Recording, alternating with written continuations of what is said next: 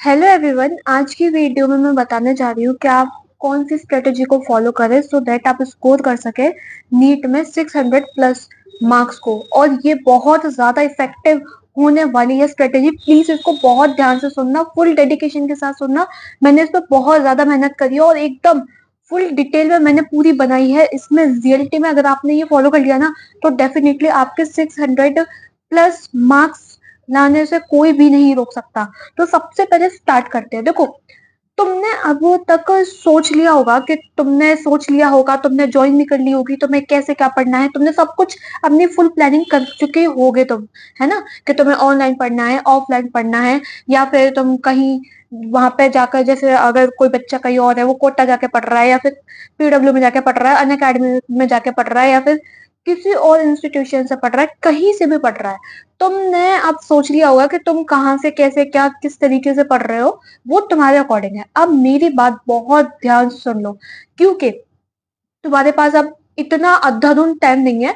Time है, I know, पर इतना ज्यादा भी नहीं है कि तुम रैंडमली ऐसे वेस्ट करते चले जाओ। ठीक है? तो सुनो बहुत ज्यादा ध्यान से। सबसे पहले तुम अपने क्लास पर जाते हो, ट्यूशन में गए या तुमने ऑनलाइन क्लास को अटेंड किया। उस ऑनलाइन क्लास को अटेंड करने के बाद तुम्हें क्या करना है? उस उसी टाइम पर, जिस टाइम पे तुम पढ़ रहे हो ना, जिस टाइम पे मतलब तुम्हारे टीचर तुमसे क्वेश्चन पूछ रहा है, तुम्हारी क्लास ले रहे हैं, उसी टाइम पर तुम्हें 100% क्लास में फोकस करना है। मतलब क्या करनी है? 100% के साथ तुम्हें अपनी क्लास में फोकस करना है। आप मैं ऐसा क्यों कह रही हूँ? क्योंकि देखो, जब तुम 100% फोकस करोगे ना, अब 100% फोकस क्या होता है? 100% फोकस उसको बोलते हैं जो टीचर पढ़ा रहा है सिर्फ तुम्हारे दिमाग में वही चल रहा है, ना कि जो टीचर पढ़ा रहा है उसके सिवा तुम कुछ और सोच रहे हो। तुम्हारा जैसे टीचर ने किसी का एग्जाम्पल दिया, तुम्हारा दिमाग कहीं और खटक गया जाके, है ना? तुम कुछ और सोचने लगे। तो वो चीज नहीं, तुम जो टीचर तुम्हें बता रहा है तुम उसी के बारे में सोच रहे हो अगर, तो उस फोकस को हम क्या बोलते हैं? उस फोकस को हम बोलते हैं 100% फोकस तुम्हारा क्लास पर लग रहा है। और ये बहुत ज्यादा इंपॉर्टेंट है, बहुत ज्यादा। इसे फोकस से तुम पढ़ोगे ना तो तुम्हें आधे से ज्यादा चीजें तो क्लास में ही हो जाएंगी। हाँ, मतलब ऐसे समझ लो जैसे 70%, 100% चीजें हैं तो उसमें 75% तो क्लास में ही हो गई। अगर तुम 100% फोकस के साथ समझ रहे हो, बाकी 25% बचा, उसे घर पे जाकर रिविजन, मतलब 100% done done done done. Reality में ऐसे ही होता है। तो सबसे पहले तुमने क्या किया? तुमने अपने टीचर को एकदम 100% उनकी क्लास में फोकस लगाया, फुल डेडिकेशन के साथ। तुम्हारा दोस्त क्या कर रही है, तुम्हारी फ्रेंड क्या कर रही है, तुम्हारा पीछे back bencher, front bencher, middle bencher, doesn't matter, तुमने फोकस किया, बस खत्म हो गया।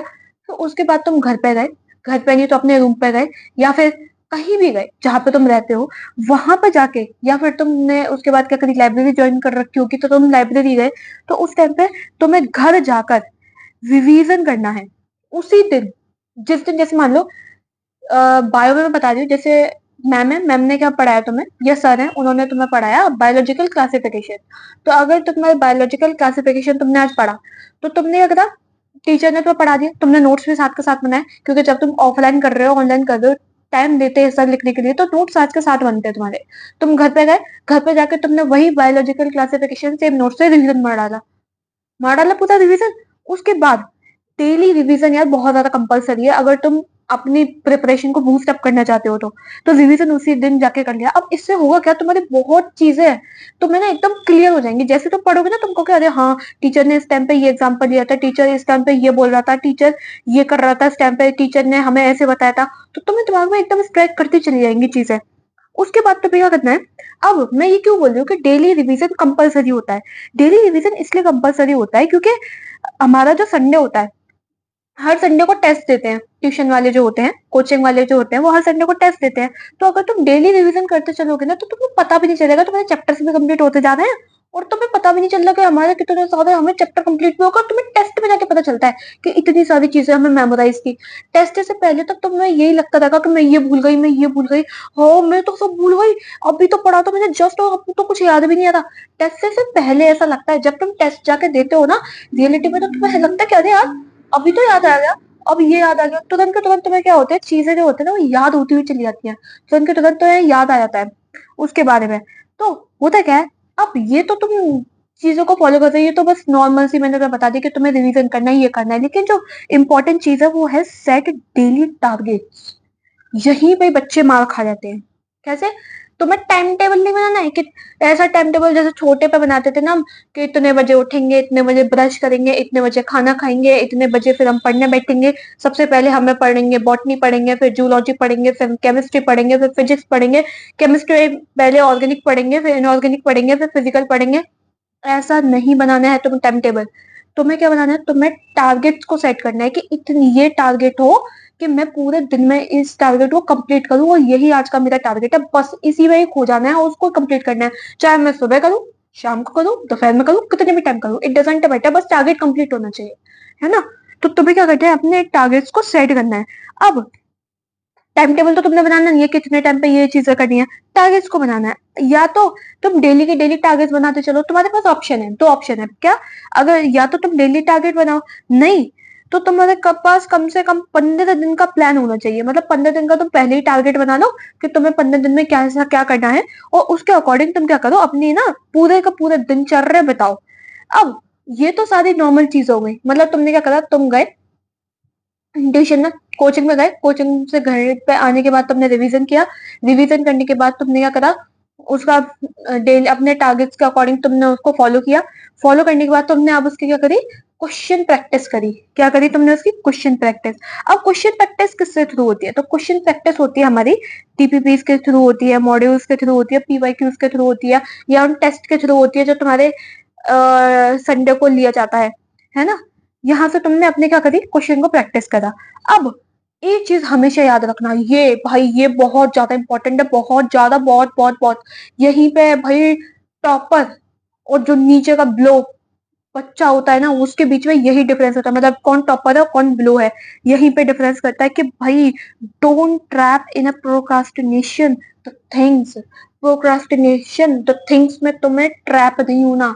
अब ये कौन सी नई चीज है, ये क्या नई चीज आ गई, तो ये नई चीज ऐसे आ गई। होता क्या है ना, जैसे मान लो इस संडे को तुम्हारा टेस्ट है ना। आज क्या है, थर्सडे फ्राइडे है ना आज। तो मान लो अब इस संडे को तुम्हारा टेस्ट है।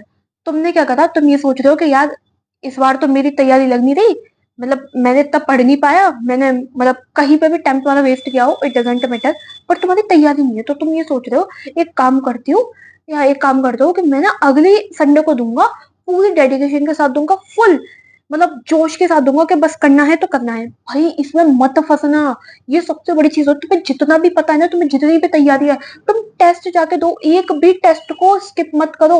अगर तुम ऐसे करोगे ना तो तुम एक ट्रैप में फंस जाओगे।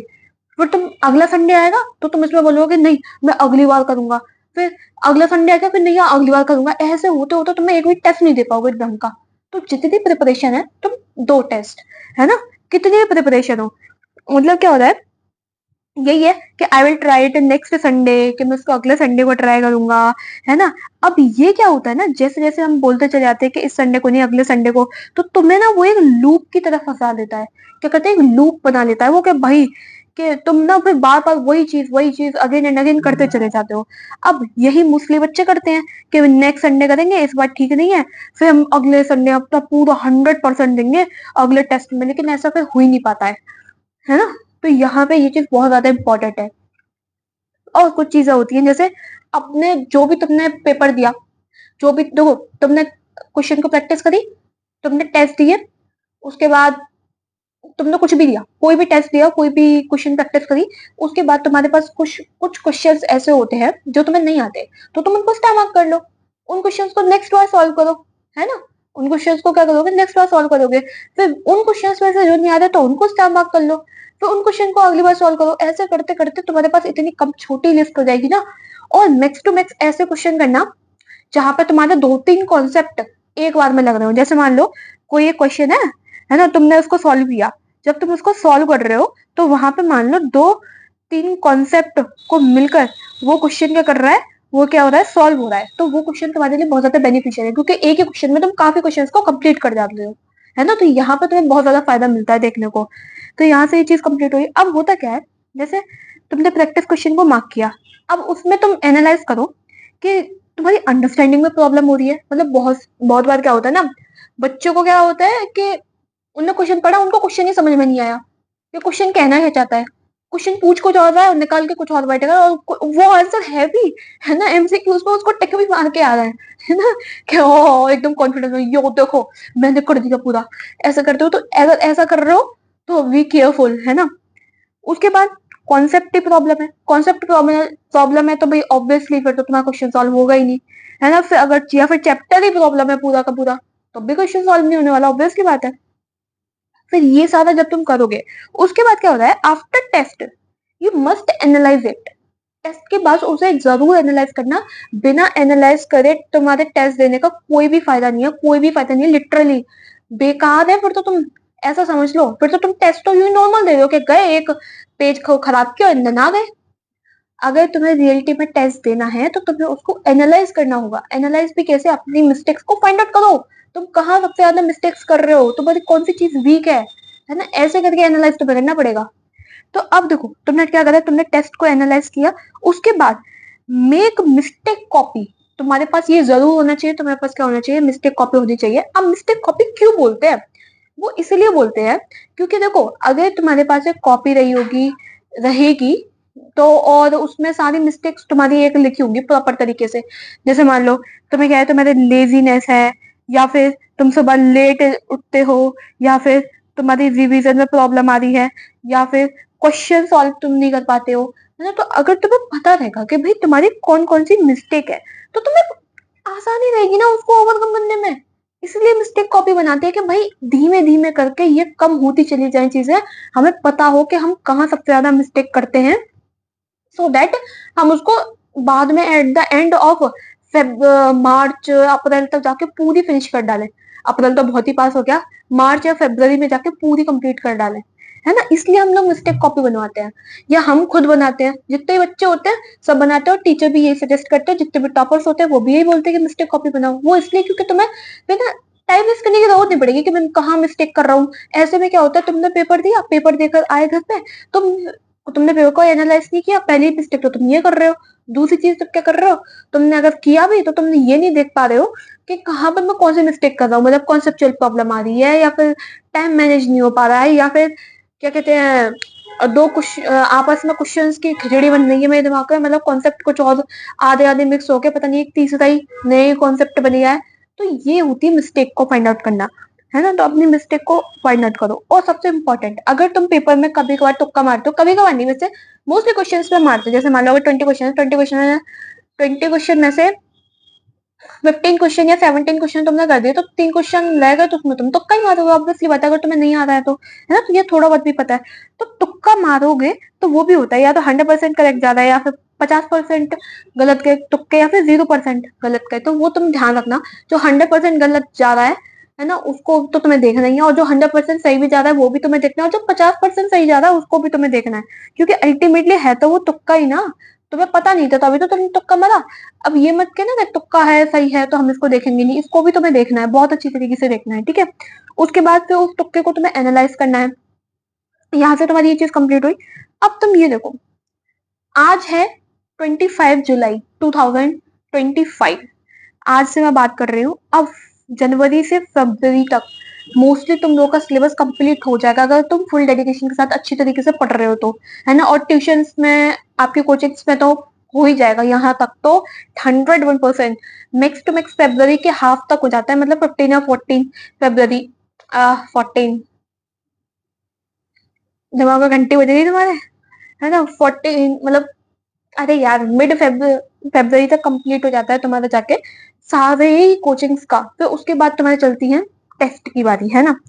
तो सिलेबस मोस्टली कंप्लीटेड हो जाता है, मैंने बोल दिया। जैसे अब तुम्हारे पास कितने बचे हैं, अगर तुम कैलकुलेशन करोगे तो यू हैव कितने, देखो आज जुलाई तो अब चली गई, जुलाई को तो तुम्हें कंसिडर ही नहीं करना, तुम्हें कंसिडर करना है जून जुलाई अगस्त से।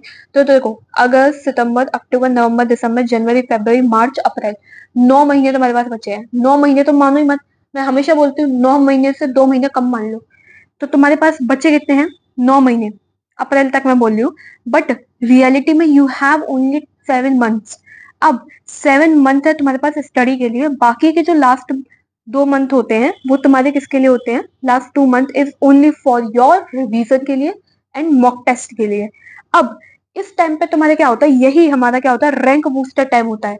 मतलब कि ये जो लास्ट के 2 मंथ होते हैं ये तुम्हारे रैंक को बूस्ट करते हैं, यही मंथ तुम्हें डिसाइड करते हैं कि तुम्हारा सिलेक्शन होगा या नहीं। तुम्हारा सिलेक्शन होगा या नहीं ये तो तुम्हें पहले पता चल जाता है जब तुम टेस्ट देते रहते हो, है ना। अब होता क्या है, तुम्हें टेस्ट देना होता है लास्ट के 2 महीनों में। अब तुम्हें किस टाइप का टेस्ट देना होता है, देखो 3 टाइप के टेस्ट होते हैं। या तो चैप्टर वाइज टेस्ट होता है, ये सबसे मतलब आसान सा टेस्ट होता है ना।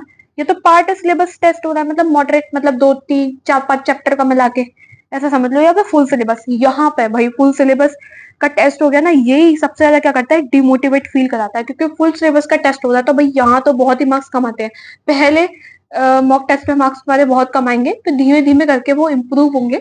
तो डिमोटिवेट मत होना बस, है ना। उस टाइम पर अपने आप को मोटिवेट रखना और मिस्टेक्स को आइडेंटिफाई करना। बेशक 720 में से तुम्हारे कितने आ रहे हो, 220 मार्क्स आ रहे हो, या फिर तुम्हारे कितने है 174 मार्क्स आ रहे हो, या फिर तुम्हारे कितने आ रहे हो 200 मार्क्स आ रहे हो, तुम्हें उससे मतलब नहीं है। तुम डरना मत, घबराना मत कि इतना पढ़ा हमने, हमारा कहाँ खराब हो गया, नहीं। वो फुल सिलेबस का टेस्ट होता है तो थोड़ा सा टाइम लगता है, बट मैनेज हो जाता है धीमे धीमे करके।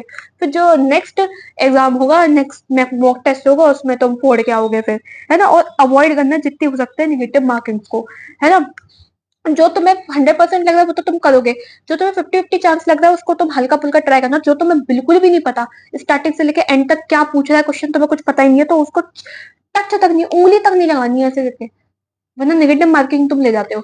तो that's it for today's video, I hope you like this video, है ना। तो अच्छी लगी तो बता देना कमेंट में। और प्लीज यार, अब तुम्हारे पास सिर्फ 7 महीने रह गए, बोलने को सिर्फ 9 महीने हैं, लेकिन कब 9 महीने चुटकियों में निकल जाएंगे पता नहीं चलेगा। अभी मैंने लास्ट वीडियो डाली थी, 10 महीने तुम्हारे पास रह गए थे, 10 महीने से 9 महीने हो गए। तब तुम समझ रहे हो, तो पता चला कि तुम्हारा 1 महीना कहाँ चला गया। तो ऐसे ही सालें जाती हैं, तुम्हें पता ही चलेगा, ऐसे ही दिन जाएगा, ऐसे ही महीने जाएंगे, ऐसे ही वीक्स चलते चले जाएंगे, और अगला कैलेंडर आ जाएगा, तुम्हें पता भी चलेगा। तो that's it for today's video, मिलते हैं नेक्स्ट वीडियो के लिए, तब तक के लिए बाय।